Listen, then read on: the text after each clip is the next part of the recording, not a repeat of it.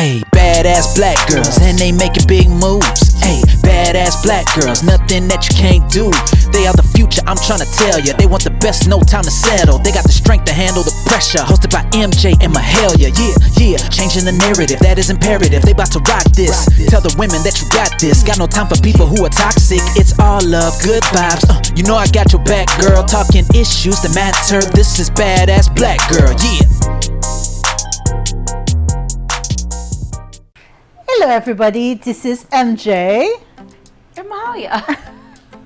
And today we're talking about a very important topic, which is divorce. It's a loaded topic. Yes, definitely loaded topic. Please subscribe to our channel. There's a little button at the bottom of the screen that you can click on. It says subscribe. I know that you're gonna like the video after the fact, but subscribe. It helps us out.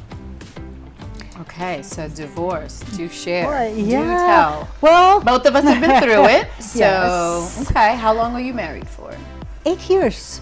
8 years. What about you? How long were you together? Let me try to remember. I think we had been together 3 years when we got married, maybe 2. Mm-hmm. What about you? Mine was a total of 16. Wow, that's a long time. That's a teenager. That's like a whole, yeah, well. Mine is still a tween. if we were to Put an age to it, put yes. a baby to it, yeah. Yeah, interesting, yeah. It was rough. Yes, because I didn't, for me, I didn't think that I would ever get divorced. Like, I didn't think that I would be the one saying that about myself, because I was in for the long run, yeah. So, yeah. Same here. I guess, well, we share a little bit of a background. We were both not born in Haiti. I know you were born in New York and later moved to Haiti, but you were raised in Haiti. So was I. So marriage is forever, right? That's what we've been taught.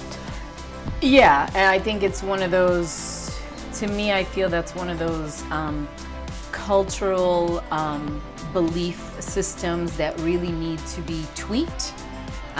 It's very much like you go to school, you have to get your degree, you get married, you have to have kids. That is just the order of life, and that's a very, at least we're in Haiti, it's a very Caribbean cultural thing. Like, this is what you do. And when you do have kids, you have to have more than one child, because the saying, like, one eye is not seeing, so you have to have more than one, right?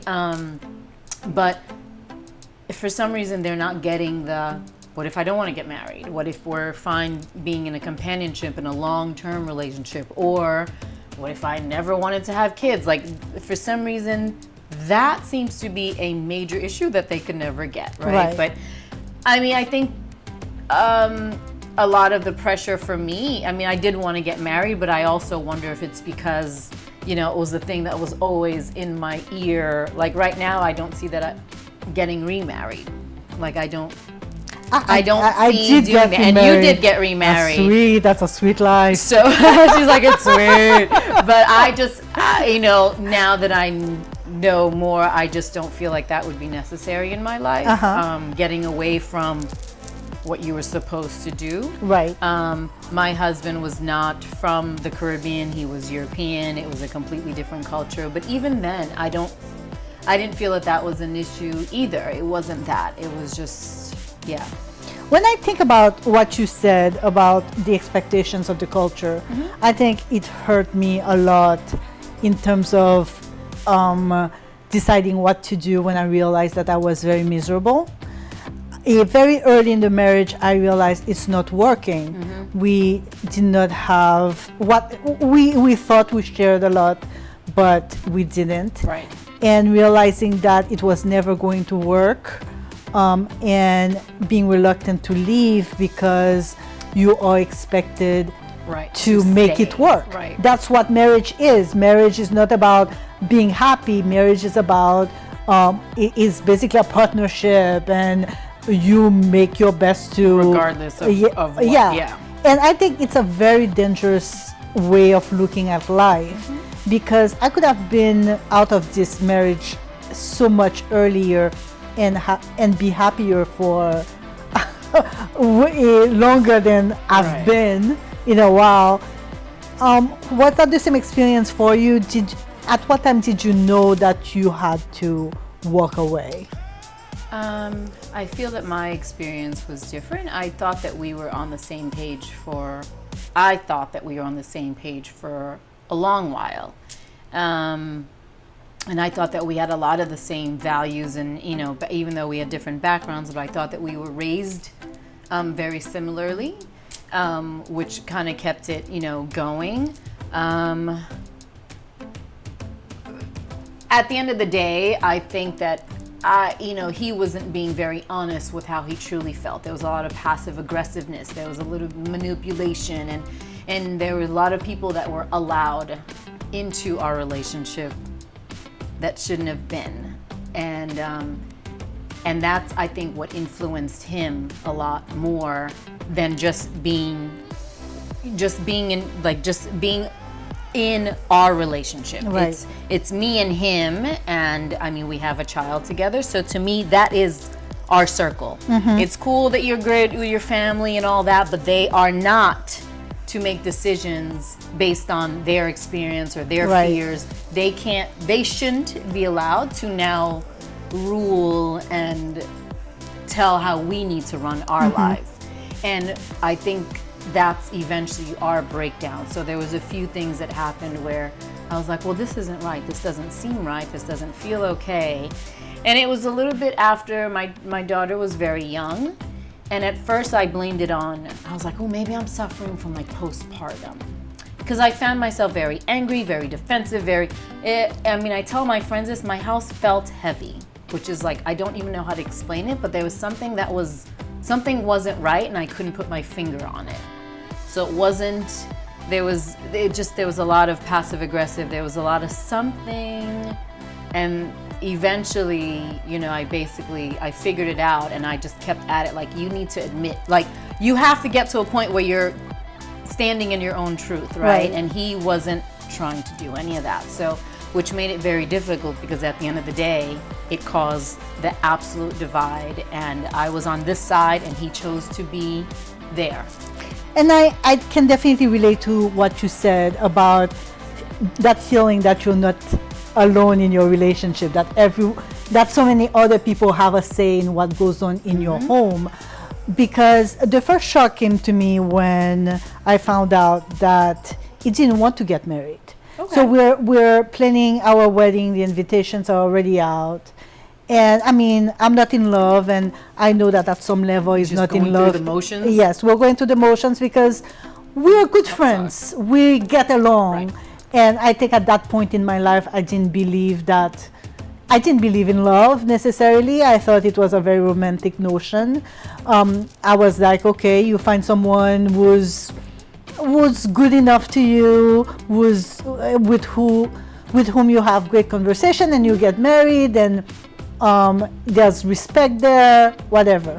But of course, if you're taking the decision to get married, there's this understanding that you both want to be in the marriage, and you're making decisions to stay together, So the invitations are out, and we were having some kind of argument about the wedding, and he says, well, I didn't even want to get married, but my family kept asking when was I going to make an honest woman out of you, because we were living together at the time. Yes. So that's not something you want to hear 2 or 3 weeks before getting married, when the invitations are already out. That you're dragging him to the altar. And I mean, I was young. I was 21.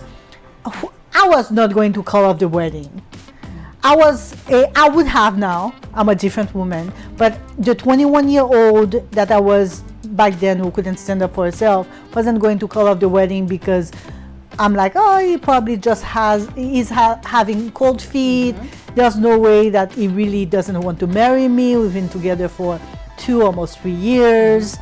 And all of this because he was listening to his family telling him, you need to do this, you need to do this. He wasn't ready, obviously. And I realize now that I wasn't ready. And it's too bad that we chose to listen to those outside voices instead of listening to our gut, basically. Right. I mean, I think trust and communication are big things. And I realized that I think trust was a big issue on his side. He didn't. And he had a lot of fear because he spent a lot of time outside of the home because of his work. So I think he was also had a lot of issues with, you're sitting at home, what are you doing? And I'm the one working. And there was a lot of responsibility that didn't want to be taken. A lot of things that he started resenting me for, even though I was being a homemaker and a stay-at-home mom. For him, that wasn't as important. Like, he just felt like, well, why don't I get to stay home and just hang out? And that wasn't hang out, huh? And hang out, yeah. And so those things they became bigger deals, and it eventually, it basically caused our demise. I actually enjoyed being married. I actually enjoyed being in a relationship. I wished we had better communication. It is, as they say, it is what it is. It was a difficult transition because I was a stay-at-home mom for 8 years. I wasn't really working, and that was, of course, during a very horrible time in the economy, and I worked for private aviation. So therefore, a lot of the private jets, they weren't traveling because some of those guys were in jail for the Ponzi scheme. So it was very interesting at my job. So now, but I don't know. I just felt that I could jump into the abyss and not have all the answers, and that's what I did. And he was extremely annoyed with that. Like, how are you going to survive without me and my money? Right. I was like, I don't care. I'll figure it out. And I will figure it out. And I don't so care. Badass because you did. And I worked it out. And it just so happens that, all of a sudden my job started calling me for more work, and that's how I basically ended up doing, basically getting in my own place. But no, when the person wipes you out of everything in the household and the house gets sold and things that you totally enjoyed, it's a transition. And yes, it's not easy when there are children involved, and I do have one. I know you don't, but it's hard when there's just coordinating all that. Right. You got to give yourself a couple of years, but you can't stay there. But you got to get, just know that you're not going to stay down. Just don't stay down. Get up that 8th time. It took me a little while, to get my finances together. Right. We both worked, but still, there was a lot of paperwork, a lot of just finding your bearings.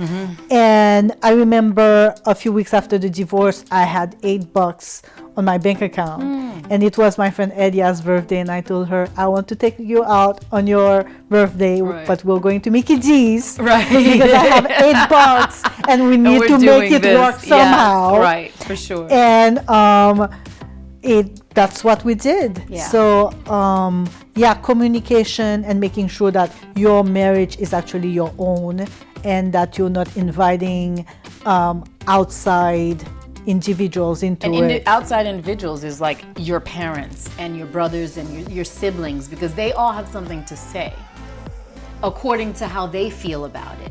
But that's how they feel about it. That has nothing to do with, again, behind closed doors, it's you and that person.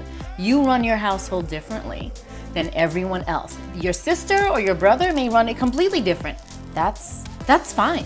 But they have, I don't want to say they really don't have the right to now tell you how you should run your household, because again, like I said, it's based on how they feel about it.